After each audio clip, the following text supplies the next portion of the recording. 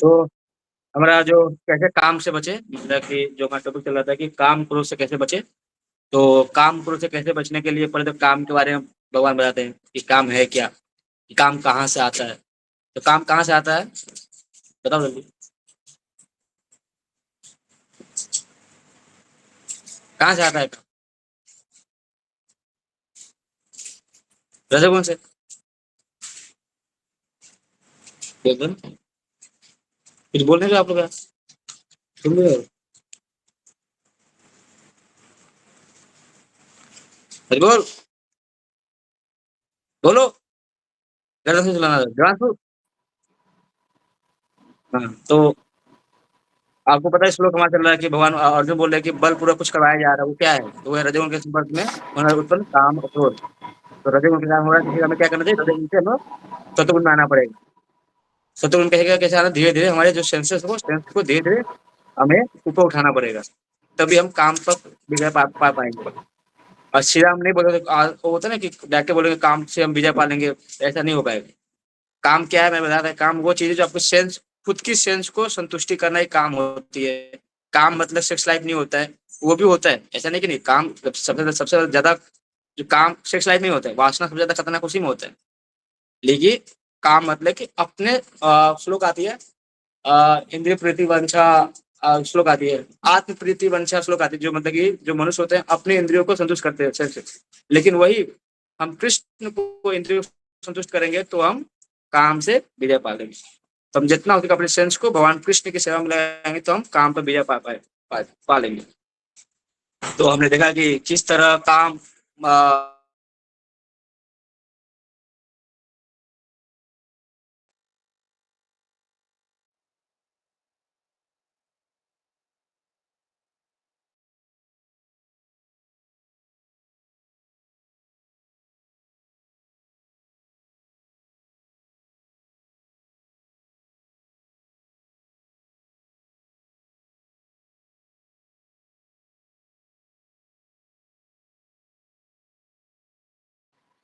ये कहाँ चले गए?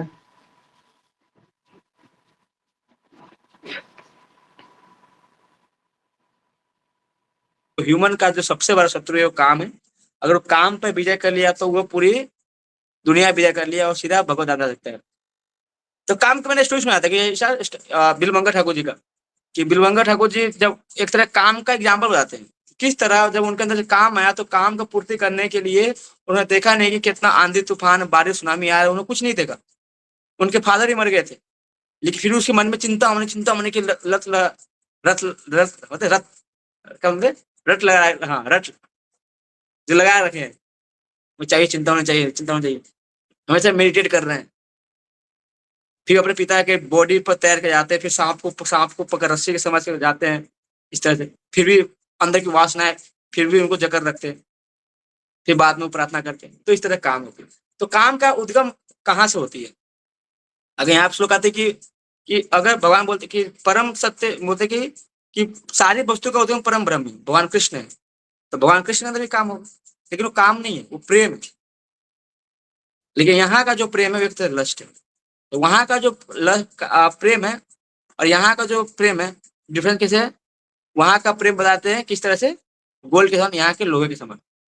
अगर उसको काम के रूप में बोलोगे तो वहाँ का काम लव के समान, मतलब वहाँ का काम है जो गोल्ड के समान, यहाँ का काम है लोहे के समान है।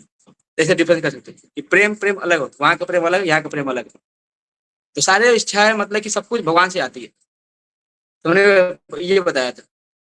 और क्या बताया था मैंने? तो हमें काम को विजय पाने के लिए आपको किसी तरह हमें अपनी इंद्रियों को कंट्रोल करना पड़ेगा, धीरे धीरे सत्वगुण तक उठना पड़ेगा। क्योंकि सत्वगुण जब तक आप बोलेंगे काम क्रोध कहाँ से आती है, रजोगुण का आती है। काम ऐसे क्रोध है रजोगुण समुद्र होगा कि हे अर्जुन, इसका कारण रजोगुण का संपर्क उत्पन्न काम है जो बाद में कोई रूप धारण करता है। ज्यादातर विषांत पुरुष हमने देखा था कि किस तरह की चीज को देखते हैं उससे आसक्त होते हैं, आसक्त होकर पाना चाहते हैं, तो अंदर से काम वासना आ गई, मुझे पाना है। फिर नहीं मिलता तो क्रोध का रूप लेता है। फिर क्रोध से फिर उसका बुद्धि धीरे धीरे खत्म होता है, फिर उसका डिग्रेड हो जाता है, फिर उसका माइंड बुद्धि सब खत्म। इस तरह काम हमने इस तरह पढ़ा था। तो अतः काम ऐसे कोई कृष्ण हमारा में प्रयुक्त होने वाले हमारे शत्रु न रहकर मित्र बन जाते हैं। जब हम भगवान की सेवा करेंगे तो हम काम पर विजय पा लेंगे। फिर आगे बढ़े कि काम क्या है, काम के कैसे काम करते हैं, बता दें कि जिस प्रकार काम काम है दिखता कैसे है, पता कैसे है काम की, काम का उधर क्या काम है, क्या मतलब कि वो दिखता कैसे है। तो इस बात है कि जिस तरह अग्नि में धुआं होती है, अग्नि पूरा धुएं से, अग्नि को धुएं ने आवृत कर लिया, और आगे दर्पण को धूल ने आवृत कर लिया, भ्रूण को गर्भाशय ने आवृत कर लिया, उसी जीवात्मा को किसने आवृत किया, काम ने। जीवात्मा को पूरा काम ने आवृत कर लिया था। इस तरह से इसमें एग्जाम्पल देते हैं। फिर हमने आगे पढ़ा था कि ज्ञान में जीवात्मा की शुद्ध चेतना उसके काम रूपी नित्य शत्रु से ढकी जाती है, जो कभी भी संतुष्ट नहीं होती है और अग्नि के समान जलता रहता है। कि हमारी जो काम रूपी जो शत्रु है, जो कभी संतुष्ट नहीं होती, जो जीवात्मा को जो काम ढक रखा है, उसे कितना दो कितना खिलाओ संतुष्ट नहीं होगा। आपने सुना होगा कि स्टोरी, मतलब वो वाली, मैं हमेशा सुनाता हूँ स्टोरी कि भौतिक दुनिया में जो इंद्रिया है, आप कितना कुछ खिलाओ संतुष्ट नहीं होगा। जिस तरह एक जाली का टैंक है, उसे कितना ही पानी भरो कहीं फुल नहीं होगा। फिर मैंने बताते हैं कि कुछ और भी लोग हैं जो बोलते हैं कि भैया आप इतना भोग करो कि एक दिन समाधि आ जाएगा, संतुष्ट हो जाओगे। तो बताते हैं भैया अग्नि के समान है काम, जितना डालोगे उतना मतलब जलेगा, संतुष्ट नहीं होगा। हमने ये पढ़ा। बताते हैं कि प्रभात बोलते हैं कि जगत को मैथुना आगार बोला गया है, कि पूरा केंद्र बिंदु का सेक्स लाइफ ही है। इसी सारे हम लोग इसलिए इसी में जंजीर में बंधे पड़े पूरी तरह से। आवाज आ रहा है ना? चलो चलो बढ़िया, मुझे लगा आवाज नहीं आएगा, फिर क्या क्या बोल रहा हूँ, फिर समझ नहीं पाऊंगा हम लोग। इस तरह से देखिए, हम इंद्रिय तृप्ति में लगे पड़े हैं। हमारा जो गोल सेंटर है क्या है, हमारा लाइफ ही मैथुना का, जगह तो बोला मैथुना का। इसीलिए हर एक जगह को लड़की का पोस्टर क्या, एडवर्टाइजमेंट के लिए लड़की का पोस्टर जिस तरह लोग अट्रैक्ट हो। हर एक कॉर्पोरेट कंपनी में हर एक भी मतलब कि जो टीम लीडर होती है, टीम लीडर में एक लड़की होती है, जिससे कंपटीशन बढ़ता है, और कंपटीशन के साथ कॉन्फिडेंस भी आता है लड़की को देखकर। इस तरह से मैथुना का बना रखा है। हर एक मतलब कि अगर कोई भी लोग अगर नहीं आ रहे हैं, लड़की को बीच में डाल दो तो घींचे घींचे आएंगे। तो पूरा सेक्स लाइफ, पूरा मैथुना का मतलब पूरा सेक्स लाइफ पूरा केंद्र बिंदु बना रखा है। मैं इसलिए सुनाता हूँ कि प्रकृति हमें ऐसे दिखाती है। प्रकृति में क्या करता है बताओ? प्रकृति हमें दिखाता है कि कितना अच्छी है वो लड़की, कितनी अच्छी है, मजा आ गया। लेकिन हम क्या करते हैं? हम वहां भोग करते हैं जहां से मलमूत्र निकलता है। बताओ प्रकृति कितना धोखा देती है। प्रकृति दिखाती है और कितनी अच्छी लड़की, भाई साहब मजा आ जाए, लेकिन हम भोग कहाँ करते हैं? जहां से मलमूत्र निकलता है। सकते हैं कितनी लोअर चेतना है। आपको मल मूत्र जहां से निकलता है वहां भोग करने के लिए आपको जानवर से नीचे गिरना पड़ेगा। क्या आपको समझ ही नहीं पाएगा वहां से मल मूत्र निकल, वहां से आनंद मिलेगा। तो कितनी कॉन्शियसनेस कितना लो होना, मतलब लो हो गया है। तो ऐसा है। तो काम ऐसा है कि मतलब उसको पूर्ति करने के लिए जीवात्मा कुछ भी कर सकता है। वो मेहनत कर सकता है। बीवी ने बोल दिया तुम्हें ये करना है, गर्लफ्रेंड ने बोल दिया करना, तो पागल से करेगा। क्यों? काम के लिए, क्यों? सेक्स लाइफ के लिए। मैथुना का बताया प्रभात में कि मैथुन। और इसी तरह हम जकड़े पड़े विषय जीवन में। हथकरिया कहा गया कि हथकरिया लगा पड़ा है। काम क्या? हथकड़ी लगा कर आपको बांध रखा है इस दुनिया में। तो आगे बोलते हैं कि काम का स्थान कहाँ है, काम कहाँ रहता है? तो इंद्रिया, मन, बुद्धि का काम निवास स्थान है। मूल्य की इंद्रिया में होती है, जो हमारी सेंस होती है, इंद्रिया होती है, पांच इंद्रिया होती है, उसके अंदर होती है। लेकिन किस रूप में रहती है? कहाँ से ऑब्जर्व करते हैं? उसके सेंस ऑब्जेक्ट भी होता है। सेंस होती है पांच इंद्रिया, फिर आगे आती है सेंस ऑब्जेक्ट। सेंस ऑब्जेक्ट में आंख का काम होता है देखना, तो मतलब कि मतलब बोलते हैं रूप। आंख का काम देखना मतलब रूप। नाक का काम होता है सूंघना, मतलब कि स्मेल। कान का काम होता है सुनना, तो उसका सुनना मतलब कान का काम सुनना होता है। तो इसका काम हो गया कि ध्वनि कुछ चाहिए हमें, और जीवा का टेस्ट चाहिए, तो गंध गंध, और त्वचा के लिए स्पर्श चाहिए। तो पांच इंद्रिय का पांच इंद्रिय विषय है। तो वहां हम काम निवास करता है। जैसे मान लीजिए पांचों इंद्रिया आपको देखा, तो उसको पाना चाहोगे, पाने के लिए आप जाओगे मन के पास। तो मन आपको, मन क्या करता है कि मन एक तरह से क्या बोलते हैं उसको, मन को बोलते हैं कि ड्रीम रूट ऑफ एक्शन। ये ड्रीम रूट होती है कि हमें चाहिए कि हाँ ठीक है चलो बढ़िया है, मैं आपको दिलाऊंगा। फिर आते बुद्धि के पास, मैंने सब बता रखा हूँ कि फिर बुद्धि का काम होता है सेंशन करना। तो मेन हमारा सेंस है कि जो काम का निवास स्थान इंद्रियों में, इंद्रिया देखती है, फिर मन उसको और भी क्या करता है, इंपावर करता है कि यस, यस पाना है, पाना है, जाता है बुद्धि के पास। बुद्धि ठीक है तो ठीक है भैया, कर लो, चाहे कुछ भी हो जाए। तो हमें क्या करना है, पहले सेंस को धीरे धीरे कंट्रोल करना है, भगवान की सेवा में लगाना है, सत्व गुण तक आना है, तभी तब। और इसके द्वारा यह काम जीवात्मा के वास्तविक ज्ञान को ढककर उसे मोहित कर लेता है। मतलब कि सेंस आप इंद्रिया ने सब कुछ देखा और मन उसे एम्पावर किया, यस चाहिए करना है, फिर बुद्धि ने सैंक्शन कर दिया, फिर क्या, फिर वही कि हमारा सारा ज्ञान ढक गया। बुद्धि बुद्धि से सब कुछ ज्ञान होती है, लेकिन ज्ञान का पूरा खंड, पूरा भंडार किसके पास होता है, बुद्धि के पास होता है, इंटेलिजेंस के पास। लेकिन बुद्धि खत्म तो ज्ञान पूरा खत्म। तो आप पूरी अज्ञान में ढक गए। तो ये बोलते हैं कि मन समस्त इंद्रियों का कार्यकलाप का केंद्र बिंदु, मन समस्त इंद्रियों का केंद्र बिंदु है। मैं बोला कि इंद्रिया सब कुछ देखता है, फिर मन इंपावर करता है, यस, फिर बुद्धि को आ जाता है। तो मैं बताता है पापा मम्मी की स्टोरी। 5 बच्चे हैं, पापा मम्मी हैं। बच्चे ने बोला कि वो चाहिए, मम्मी बोला ठीक है, कोई रिकॉर्ड होता है, वीडियो रिकॉर्ड होता है। मम्मी मम्मी बोला कि ठीक है, तो ज्यादा पापा से पूछता हूँ। पापा ने बोला कि नहीं, अच्छा पापा तो ठीक है, नहीं तो नहीं। इस तरह से हम कैसे कैसे फंसते हैं। तो मैंने एग्जाम्पल से बड़ी बड़ी सुना रखा पहले से। तो हमने ये काम का सम जो तीन तीन है, तो वहां में किसी तरह उस इंद्रियों को हमें कंट्रोल करना पड़ेगा, भगवान की सेवा में लगाना पड़ेगा। मैं सब पहले बता चुका हूँ पहले अच्छे से। फिर हमने यहाँ तक पढ़ चुका था। हाँ, तो आगे बताते हैं कि एक श्लोक आती भागवतम का कि यशात्म बुद्धि पुनप्य त्रिधातु के स्वादि कल त्रादिषु होम इज्यध्य यतीर्थ बुद्धि सलिल न कहिचिन्नेषु अभिगेषु सवे गोखुर। कि जो मनुष्य इस त्रिधातु निर्मित शरीर का आत्मस्वरूप जान बैठता है, जो मनुष्य इस त्रिधातु निर्मित शरीर को आत्मस्वरूप जान बैठता है, जो देह के विकारों को स्वजन समझता है, जो जन्मभूमि को पूज्य मानता है, और जो तीर्थ स्थलों की यात्रा दिव्य ज्ञान वाले पुरुष से भेंट करने के लिए नहीं अपितु स्नान करने के लिए करता है, उसे गधे बैल के समान समझा देगी। कि जो शरीर को अपना मानता है, राष्ट्र को अपना मानता है, और जो तीर्थ स्थान है उसी नहाने जाता है, तो ऐसे व्यक्ति को कैसे माना गया है, गधे और बैल की तरह और ऊंट की तरह। वो बात एग्जाम्पल देते हैं, ऊपर एग्जाम्पल देते हैं कि 4 गधे, 4 जानवर की एग्जाम्पल देते हैं, 4 जानवर के, कुत्ता, सुअर, गधा और ऊंट। 4 एग्जाम्पल देते हैं आदि प्रपात। जब बुक्स पढ़ोगे उसमें कोई भी प्रपात स्मॉल बुक्स में बताते हैं कि कुत्ते सेक्स लाइफ के लिए बताते हैं, सुअर भी गंदगी कुछ करने के लिए बताते हैं, मुझे याद नहीं है ना, प्रॉपर में लिखे। ऊंट होते हैं, तो ऊंट क्या होता है कि उनको आनंद मिलने के लिए कटीला चीज खाते हैं, और कटीला चीज जीवा को टच करता है, जीवा में छेद करता है, उससे ब्लड निकलता है, और उसको लगता है क्या आनंद आ रहा है। तो हम लोग क्या करते हैं कि हम लोग मतलब कि भोग करते हैं, भोग के साथ में दुख मिलता है, लेकिन वो हम दुख को सुख मान लेते हैं। क्या दुख, दुख भी हमारे लिए सुख मिल जाता है।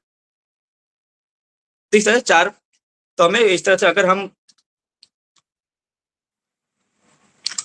खत्म हो गया क्या हमारा श्लोक? अरे वाह, कौन सा लोग पढ़ रहे थे मैं? हाँ, इस तरह। तो हमें गधे बैल से नहीं बनना है, हमें अपने किसी इंटेलिजेंस को स्ट्रॉन्ग करना, अपने इंद्रियों को कंट्रोल करना है धीरे धीरे, फिर उसके बाद ही हम काम पर विजय पा सकते हैं। तो मैंने हमारा ये हो चुका था। इसमें जो परपट भी आपने पढ़ लो गया परपट कि जब हम इंद्रिया विषय के संबंध में सुनते हैं तो मन इंद्रिय तृप्ति के समस्त भावों को आगार बन जाता है। यह इस तरह मन तथा इंद्रिय काम के शरण स्थिति बन जाते हैं। इसके बाद बुद्धि ऐसे काम पूर्ण रुचियों की राजधानी बन जाती है। देखो बढ़िया दिया है, आपको बात बड़े बोलते हैं कि इंद्रियों से हम सुनते हैं ना, तो मन इंद्रिय तृप्ति के समस्त भावों का आगार बन जाता है। कि इंद्रियों के बारे में सुना तो मन उसका एक तरह से केंद्र बिंदु बन गया। यस ठीक है, आगे। अब मन इंद्रियों काम की शरण प्रोवाइड करता है, कि मन शरण स्थलीय है, मतलब कि इंद्रियों का शरण देता है कि ठीक है मैं तुम्हारा सब कुछ प्रोवाइड कराऊंगा। फिर बाद में बुद्धि ऐसे काम पूर्ण रुचियों का राजधानी बन जाता है। राजधानी कि काम पूरा जैक लगा के जाना पड़ता है राजधानी में कि भैया ये सब है, बिल पास करो। तो अगर बुद्धि, फिर आगे बोलते हैं, इसके बाद बुद्धि ऐसे काम पूर्ण रुचियों का राजधानी बन जाती है। बुद्धि आत्मा के निकट पड़ोसी है, बुद्धि आत्मा के जस्ट पास में रहता है। आपने सुना घोड़े के एग्जाम्पल, पूरा प्रभात ने पूरा पिक्चर में दिया है कि 5 घोड़े हैं, 5 घोड़े हमारे सेंस है, लगाम मन है, सारथी बुद्धि है, पीछे बैठा और जो रथ है वह शरीर है। मैं फिर बताऊंगा, तो पहले पेपर पढ़ लेते हैं।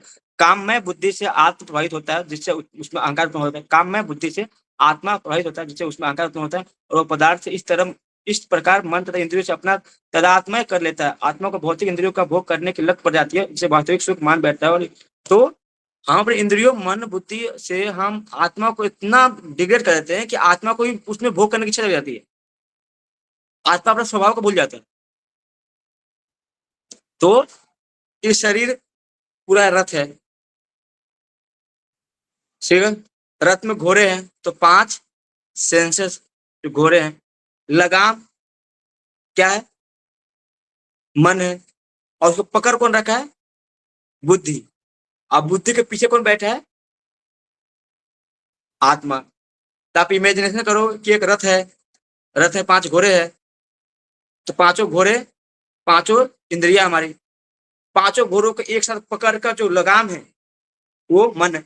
तो मन क्या है? इंद्रियों को शरण स्थली कि सारे उसको पकड़ रखा मन। फिर मन को जो पकड़ रखा है, सारथी भी जो मतलब जो लगाम को पकड़ रखा है वो है बुद्धि, ठीक है। और जो पीछे बैठा है वो है आत्मा, ठीक है। तो इस तरह से देख सकते हो। तो बताते हैं कि पहले हमारा सबसे हमारे से आप समझो कि ये ये इंद्रिया हो गई, ये इंद्रिया, फिर इंद्रिया के विषय, फिर बाद में आती है नीचे मन, फिर नीचे आती है बुद्धि, फिर आती है आत्मा। इस तरह से हमारे पूरा प्रोसेस होती है। तो हम आगे श्लोक पढ़ते हैं। तो किसी तरह हमें अपने इंद्रियों को, पहला हमारे है कि इंद्रियों को कंट्रोल करना, कि इंद्रिया सब कुछ देखती है, फिर मन को पूरा बताती है कि मुझे करना है, फिर बुद्धि। इस तरह धीरे धीरे फंसते रहते हैं। तो ये पूरा काम हमारे अज्ञान के थ्रू आती है, और हम पूरी तरह से काम से ढके रहते हैं ज्ञान को। आगे श्लोक पढ़ते हैं। तो हमारा इतना हो चुका था, तो आज का श्लोक पढ़ेंगे 41। तो 3 श्लोक है ना हमारा, तो 3 श्लोक से खत्म कर देते हैं आज। फिर मैं कल वापस अच्छे से रिवीजन कराऊंगा, क्योंकि मैं थोड़ा जल्दबाजी में था 2 दिन से। तो तस्मात् त्वम इंद्राणि अदो नियमय भर्तृषभ पापमानं प्रजह्यतीनं ज्ञानं विज्ञाननाशनम्। तस्मात् त्वम इंद्राणि, अतः मतलब कि तुम इंद्रियों को, मतलब कि हे भातवंशी विशेष अर्जुन, प्ररम में ही इंद्रियों को वश में कर कर इस पाप के महान प्रति काम को दमन करो। प्ररम क्या है? काम पर विजय पाना। तो अब देखो इसका आंसर बताता हूँ। अब 2 श्लोक है ना, 2 श्लोक में क्या है आंसर है कि काम पर कैसे विजय प्राप्त किया जाए। आपने देख लिया कि काम कहाँ कहाँ से आता है। रजोगुण के कारण काम आता है, ठीक है। काम हमारे हमारे ज्ञान को ढका होता है, ठीक है। कि जिस तरह अग्नि धुएं से, दर्पण धूल से, और भ्रूण गर्भाशय से, इससे ढका, इसीलिए जीवात्मा काम से ढका है। हमने यहाँ तक पढ़ा। फिर आपने आगे क्या पढ़ा कि ये जो काम है, काम रूपी है, तो इसको कितना भी खिलाओ तो संतुष्ट नहीं होगा। जैसे एग्जाम्पल दिया अग्नि से। फिर हमने आगे पढ़ा कि इसका निवास स्थान क्या है, तो इंद्रियानी मन बुद्धि, किसका निवास स्थान इंद्रिया मन बुद्धि में। तो हमें विजय प्राप्त कैसे करना है, तो हमका मतलब भगवान इसका आंसर बताते हैं। पहला आंसर क्या है? तस्मात् त्वम इंद्राणी अदो नियम भारत सुबह की, हे भातवंशी प्रारंभ में इंद्रियों को वश में करके इस पाप को महान प्रति काम को दमन करो। कि पहले क्या करना है? पापमानम प्रतिजहीनम ज्ञान विज्ञान नाशनम। पहला क्या है कि आपको क्या करना है, पहला प्रोसेस की आपकी जो इंद्रिया है उसको वश में करो, तभी पाप खत्म होगा। आप कुछ भी देख रहे हो, आपकी इंद्रिया सबसे एक्टिव होगी, इंद्रियों को धीरे देखो। फिर और ज्ञान तथा आत्म साक्षात्कार की इस विनाशकर्ता का वध करो। जब इंद्रिया आएगी तो इंद्रिया को वश में करो। और ज्ञान और आत्म साक्षात्कार से क्या बात, ज्ञान होना चाहिए। आप काम को ज्ञान रूपी तलवार से काटो उसको। आपके अंदर ज्ञान आता है, कहाँ फंसा हो काम में भाई, काम वासना आएगा या किसी लड़की पागल हो जाऊंगा, ये चाहिए वो चाहिए। तो पहले आपको नॉलेज होना चाहिए, यस। फिर आत्म साक्षात्कार, आत्मा ज्ञान पता होना चाहिए कि नहीं भैया ये गलत है। ज्ञान मतलब सोच यार बेकार में कहाँ फंसा, मेरे इंद्रिया अभी बर्बाद कर रहा है, बर्बाद कर देगा। मैंने वापस वही काम किया जो किया था। पुनः चर्बिता चर्बिता चर्बिता नाम, प्रहलाद महाराज बोलते हैं कि हम चबाए को वापस चबाते हैं। हमने देखा कि हम जो काम कर रहे हैं उसमें कष्ट मिला, लेकिन भूल जाते, वापस वही करते, पुनः चलविता नाम, हम चबाए को वापस चबाते। तो पहले हमें इंद्रियों को कंट्रोल करना पड़ेगा। तो तस्मात त्वम इंद्रियानि अदो, तो प्रारंभ में हमें इंद्रियों को क्या करना पड़ेगा, नियमित करके फिर हम हमारे जो अंदर पाप उसको खत्म कर सकते हैं, और ज्ञान के थ्रू और आत्म साक्षात्कार के थ्रू हमारे अंदर जो ये काम रूपी उसको खत्म कर सकते हैं। तो इसमें बताते हैं, भोपाल का पर्पल बहुत बढ़िया बढ़िया दिया गया है कि भगवान ने अर्जुन को प्रारंभ से इंद्रिय संयम करने का उपदेश दिया था। हमने इंद्रिय संयम का उपदेश दिया था, मतलब कि जो हम स्थित प्रज्ञ की बात पढ़े थे प्रभु, जो 2 पॉइंट जो हम श्लोक पढ़े थे, कि भगवान बोले थे, अर्जुन बोले कि मुझे बताइए कि स्थित प्रज्ञ गुण क्या होती है, स्थित प्रज्ञ के बारे में बताइए। हमने देखा 53 से पूरा देखे थे कि 72 थे कि स्थित प्रज्ञ के लोग कैसे होते, क्या सुखेशु अनुदिग्मिना दुखेशु, ये पूरा श्लोक पढ़े थे, दुखेशु अनुदिग्मिना सुखेशु, ये श्लोक पढ़े थे। तो पूरा हमने इंद्रिय जो सॉरी कि स्थित प्रज्ञ व्यक्ति के बारे में सब जाने थे। तो भगवान पहले बोले कि आपको इंद्रियों को पहले क्या करना पड़ेगा अर्जुन, कि तुम्हें पहले इंद्रियों को वश में करना पड़ेगा। स्थित प्रज्ञ जो व्यक्ति होता है वो इंद्रियों को पहले वश में करता है। तो पहले आपको काम पर विजय करना है, तो पहला क्या है, तो जो फर्स्ट स्टेप है, वो फर्स्ट स्टेप क्या है, पहले आपको इंद्रियों पर कंट्रोल करना पड़ेगा, तभी आप ज्ञान के थ्रू आप उसे काट सकते हो। तो आप करते हैं कि ज्ञान का अर्थ है कि अगर आपकी इंद्रिय संयम है, तो जिससे वह सबसे पापी शत्रु काम का दमन कर सके। जो आत्म आत्मज्ञान को उत्कंठा को भेद करने वाले, ज्ञान का अर्थ है आत्म तथा अनात्म का भेद अबोध, अर्थात इस ज्ञान की आत्मा शरीर नहीं है, या ज्ञान की आत्मा शरीर नहीं है, मतलब कि आपको पहले कि ये सब आए, इंद्रियों को बस किया, फिर ज्ञान से आपको भेद करना पड़ेगा कि क्या गलत है क्या सही है, क्या ये करूंगा गलत होगा कि सही होगा, इस तरह करना पड़ेगा। इसमें भागवतम का श्लोक आती है, ज्ञानम परम गुह्यम में यद् ज्ञानम समन्वितम सरहस्यम तद अंगम च गृहाणम गदितम मया। आत्म तथा परमात्मा का ज्ञान अत्यंत गुह्य रहस्यमय है, किंतु जब स्वयं भगवान द्वारा इससे विविध पक्षों की विवेचना की गई है, ऐसे ज्ञान तथा विज्ञान समझा जाता है।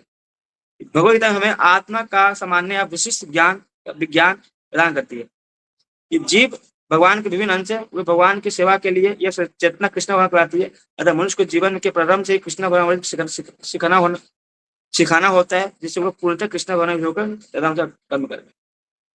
कि आत्म परमात्मा ज्ञान आपके अंदर होना चाहिए, ये ज्ञान है तो आपको समझना पड़ेगा। तो आत्मा ज्ञान मतलब कि आपने देखा कि किस तरह आत्मा शरीर हमने बताया था इसके बारे में, तो ये नॉलेज होना चाहिए। और पूरा चीज बताया कि बुद्धि योग के बारे में, बुद्धि योग क्या है, कृष्ण भवनाभावित। तो आपको पहला स्टेप के बुद्धि मतलब कृष्ण भवनाभावित होना पड़ेगा। जब तक कृष्ण भवनाभावित नहीं होगे तब तक आप सेंस पर कंट्रोल नहीं कर पाओगे। ये ज्ञान होती है, ज्ञान के थ्रू आप समझ पाओगे क्या गलत क्या सही है। तो आपको पहला स्टेप है कि आपको इंद्रियों को वश में करना पड़ेगा।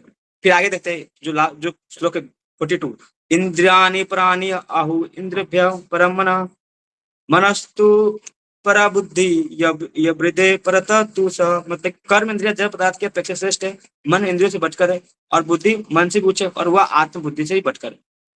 मैंने बताया ना, स्टेप बताया मैंने स्टेप बताते हैं कि कर्म इंद्रिया जड़ पदार्थ की अपेक्षा श्रेष्ठ है, और मन इंद्रियों से बढ़कर है, बुद्धि मन से भी उच्च है, और वह आत्मा बुद्धि से भी बढ़कर है। मैंने क्या समझाया, रथ वाली स्टोरी, रथ कर्म इंद्रिया है, लेकिन क्या है, डेड मैटर है ना, समझा कि कर्म इंद्रिया जड़ पदार्थ की उपेक्षा श्रेष्ठ है। तो सेंस हो गया, हमारा जो इंद्रिया हो गया वो एक तरह से डेड मैटर है, आंख नाक कान डेड मैटर है, लेकिन जो सेंस ऑब्जेक्ट है वो क्या है, लिविंग है, वो काम करती है, कर्म इंद्रिया है। उसके ऊपर क्या है, मन, फिर मन के ऊपर बुद्धि, फिर बुद्धि के ऊपर आत्मा। ये बताया कि पहला है कि जो कर्म इंद्रिया जो जड़ पदार्थ से ऊपर क्या है, जड़ पदार्थ हमारा क्या मतलब कहते हैं कि जैसे घोड़ा, जैसे आप शरीर देख लो, शरीर अपने रथ का एग्जाम्पल देखा कि रथ जड़ पदार्थ है, इस तरह से। फिर हमने ऊपर देखा उसके जो इंद्रिया है, इंद्रिया क्या है, वो मतलब कर्म इंद्रिया है, तो कर्म इंद्रिया सेंसेस कर्म इंद्रिया है। उसके ऊपर क्या है, मन, फिर मन के ऊपर आत्मा, फिर आत्मा मन के ऊपर बुद्धि, फिर बुद्धि के ऊपर आत्मा। ये बोला कि कर्म इंद्रिया जड़ पदार्थ की अपेक्षा श्रेष्ठ है।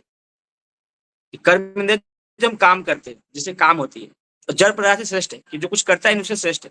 किस तरह से? तो आप नॉर्मल समझ सकते हो, जिस तरह से लेटिंग समझ सकते हो। इंद्रिया भैया, इंद्रिया के ऊपर मन है, मन के ऊपर बुद्धि है, बुद्धि के ऊपर आत्मा है, जिससे बताते हैं। तो ये पूरा देख सकते हैं कि कर्म इंद्रिया जड़ पदार्थ की अपेक्षा श्रेष्ठ है, मन इंद्रियों से बढ़कर है, और बुद्धि मन से भी ऊंचे, और वह आत्मा बुद्धि से भी बढ़कर है।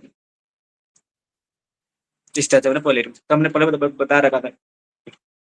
इसमें कुछ दफ्तर की तरफ से कुछ है क्या इसमें?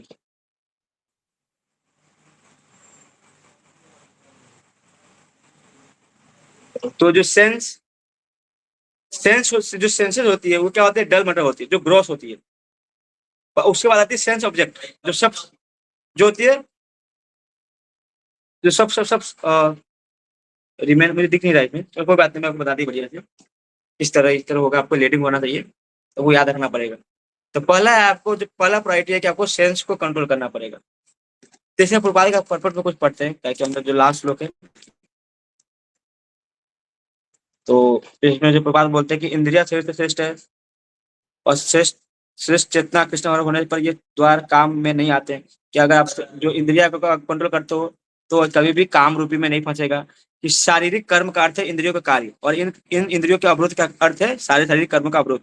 लेकिन मन सक्रिय रहता है, अतः शरीर के मौन तथा स्थित रहने पर भी मन कार्य करने लगता है। ये स्वप्न के समय भी मन क्रियाशील रहता है, कि स्वप्न में भी हमारा मन घूमते रहता है। देखते हैं, हम सब स्वप्न देखते हैं, तो मन उस टाइम क्रियाशील रहता है, तो मन हमारा सक्रिय रहता है। और जब मन सक्रिय होता है, तो आत्मा भी सक्रिय रहता है। तो आगे रहता है कि शरीर के मौन तथा स्थिर रहने पर भी मन कार्य करता रहता है। स्वप्न के समय भी मन कार्यशील रहता है, किंतु मन के ऊपर भी बुद्धि की संकल्प शक्ति होती है, और बुद्धि के भी ऊपर स्वयं आत्मा होती है। तो इस तरह से बता दीजिए पूरा तरह। तो आप पढ़ लेना इसको तरह से, एक तरह से। लेकिन एक और चीज आया है, कठोपनिषद कुछ आया है कि कठोपनिषद में एक ऐसा अंश है जिसमें कहा गया है इंद्रिय विषय इंद्रियों से श्रेष्ठ है। इंद्रिया नहीं, इंद्रिय विषय इंद्रियों से श्रेष्ठ है। आप समझिए, इंद्रिय इंद्रिय विषय श्रेष्ठ है, मतलब इंद्रिय विषय इंद्रिय श्रेष्ठ है, मतलब कि जो हमारी इंद्रिया है उससे श्रेष्ठ क्या है? इंद्रिय विषय। जैसे आंख का काम है देखना, तो देखना जो है ना, वो उससे श्रेष्ठ है। आंख से श्रेष्ठ है इंद्रिया, क्योंकि जो आप देखोगे तो वो आपको एक्टिव करेगा। तो सेंस से भी ज्यादा एक्टिव कौन है? सेंस ऑब्जेक्ट, कि हमने देखा क्या, ये सबसे खतरनाक है। सेंस ऊपर है, सेंस ऑब्जेक्ट, तो आप सबसे बढ़िया सेंस सेंस ऑब्जेक्ट, फिर उसके बाद मन, फिर उसके बाद बुद्धि, फिर उसके आत्मा। इस तरह से पूरा ये परम दिशा निवेदन। यदि हम भगवान की दिव्य सेवा में लग जाते तो तुच्छ विषयों पर उसके लग पाने की संभावना नहीं है। तो अगर हम भगवान की सेवा करते हैं, तो हम अपनी इंद्रियों को भगवान की सेवा में लगाएंगे, तो ऋषि के भगवान को बोलते ऋषि के, ये सारे इंद्रियों को स्वामी है, तो भगवान हमारी इंद्रियों को संतुष्ट रखेंगे। अगर हम अपने इंद्रियों को खूब खूब भरेंगे, खूब खिलाएंगे, तो इंद्रिय कभी संतुष्ट नहीं होगी। तो हम चाहेंगे कि हम अपनी इंद्रिय से, जो हमारी इंद्रिया है, हम अपनी इंद्रियों को भगवान की इंद्रियों को संतुष्ट होने में लगाएं। ठीक है। और इसमें भी और कुछ है क्या? यद्यपि इंद्रिया सर्प के समान अत्यंत बलिष्ठ होती है, किंतु ऐसा करने पर वे दंतहीन सर्पों के समान आसक्त हो जाएगी। तो हमारी इंद्रिया क्या है? सर्प के समान है। तो अगर इंद्रिय हमारा जिस तरह की हम सांप का हम दांत निकाल देते हैं, तो एक तरह विषहीन हो जाता है, तो कोई डर लगेगा? तो हमें पहला है कि हमें इंद्रियों को किसी तरह से कंट्रोल करना है, पहला प्रोसेस। ये नहीं बताया कि आपको मन को कंट्रोल करना पड़ेगा। काम पर विजय पाने के सबसे फर्स्ट स्टेप क्या है, याद रखना, सेंस, इंद्रियों को कंट्रोल करना धीरे धीरे। जो 5 सेंसेस है उसको धीरे धीरे कंट्रोल करना। आगे श्लोक पढ़ते हैं, लास्ट श्लोक है, टाइम हो गया। एवं बुद्धि परम बुद्धवा तस्तंभ्य आत्मा नाम आत्मना जहि शत्रु महाभाव काम रूपम दुरासदम। इस प्रकार हे महाभाव अर्जुन, अपने आप को भौतिक इंद्रिय मन तथा बुद्धि से परे जानकर, और मन को सावधान आध्यात्मिक बुद्धि से स्थित करके आध्यात्मिक शक्ति द्वारा इस काम रूपी दूसरे शत्रु को जीतो। तो भगवान ने बोल दिया है कि भैया तुम्हें काम से विजय पाने के लिए तुम्हें पहले सेंस को, पहला ऑब्जेक्ट है कि आपको सेंस कंट्रोल, अपने इंद्रियों को धीरे धीरे बस में लाओ। फिर उसके बाद बोले कि जब सेंस कंट्रोल होगा तो सेंस के बाद मन भी कंट्रोल होगा, क्योंकि उसके ऊपर है ना। सेंस कंट्रोल हो गया तो मन भी कंट्रोल होगा, मन कंट्रोल तो बुद्धि भी कंट्रोल होगा। तो इस तरह से आप आत्म साक्षात्कार पर उस पर हो, पद पर हो। फिर लास्ट में क्या बोलते हैं कि अपने आप को भौतिक इंद्रिया मन तथा बुद्धि से परे जानकर मन को सावधान आध्यात्मिक बुद्धि, कि आपको समझना पड़ेगा कि जो भौतिक इंद्रिया मन और बुद्धि से भी परे जानकर मन को सावधान आध्यात्मिक बुद्धि कृष्ण वरा में स्थित करके आप मन को कहाँ लगाना है, आध्यात्मिक चीजों में, कृष्ण भरावृत में लगाना, तो भी आप क्या करोगे कि काम रूपी विजय को प्राप्त कर सकते हो। भैया बोलते मेरा भैया काम और क्रोध पर कैसे विजय पाऊं, तो भैया काम और क्रोध पर विजय पाने के लिए सबसे बड़े ये पहले ये देखना पड़ेगा काम और क्रोध आया कैसे, सेंस है। तो भैया फर्स्ट सेंस आपको इंद्रियों कंट्रोल करना पड़ेगा, इंद्रिय कंट्रोल होगा, फिर मन को सावधानी पूर्वक बुद्धि योग मतलब कि बुद्धि तक ले जाना पड़ेगा, कि बुद्धि कैसे, बुद्धि को क्या करना पड़ेगा, कृष्ण भावना भावित बनाना पड़ेगा। कृष्ण भावना भावित क्या होता है कि आध्यात्मिक, कि भगवान के बारे में कुछ सुनना, तो वो होती है आध्यात्मिक चीजें, वहां तक ले जाओगे। जब भगवान के बारे में सुनोगे, भगवान से प्रार्थना करोगे, मंत्र मेडिटेशन करोगे, तो कृष्ण भावित है क्या, मतलब हमारा सेंस को कृष्ण मतलब कृष्ण की सेवा में एंगेज करना, कृष्ण भावनावित वही है। कृष्ण भावनामृत मतलब कि कृष्ण में अपने सेंस को एंगेज करना, कृष्णा कॉन्सेंट्रेशन होना है, तभी आप काम रूपी जो दुर्जय शत्रु को आप विजय पा सकते हो। तो इस तरह से हमारा तृतीय अध्याय कंप्लीट हुआ। तो मैं चाहता हूं कि जो 41, 42, 43 ये जो 3 श्लोक है, तो भगवान बताते हैं कि काम पर कैसे विजय प्राप्त किया जाए। तो ये 3 श्लोक आप पर अच्छे से पढ़ लेना, इसमें कुछ वो तो नहीं है ना, कहीं से दिया तो नहीं है क्लास में।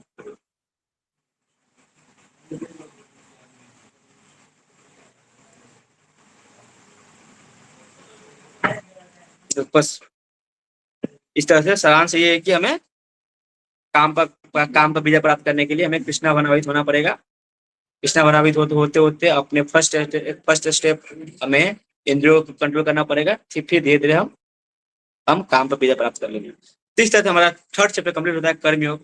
तो कर्मयोग में हमने देख लिया 4 पार्ट, फिर हम कल अच्छे से उसको वापस मैं सब बढ़िया से बताऊंगा। लेकिन मेन हमारा इसका जो टॉपिक है हमारा काम क्रोध से कैसे बचे, हमारा टॉपिक यही बढ़िया है। तो मैं कल वापस अच्छे से इसको बताऊंगा। फिर हम चलेंगे फोर्थ चैप्टर की दिव्य ज्ञान।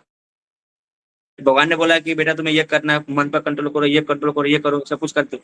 देखिए दिव्य ज्ञान में है क्या, तब देखेंगे दिव्य ज्ञान में भगवान बताते हैं कि क्या बताते हैं, भगवान अपना अपने बारे में बताते हैं। फिर आगे कर्मयोग, इसमें भी कर्मयोग आते हैं, इसमें आगे पढ़ेंगे दिव्य ज्ञान के बारे में। तो उसके लिए कल पढ़ेंगे अच्छे से, ठीक है। कुछ बोलना चाह रहे हो आप? देख लेना कि अगर आपको अगर वो क्या होते हैं, अगर आपको क्रोध आ रहा है, जब क्रोध आएगा काम आएगा, तब देखना है कि इसका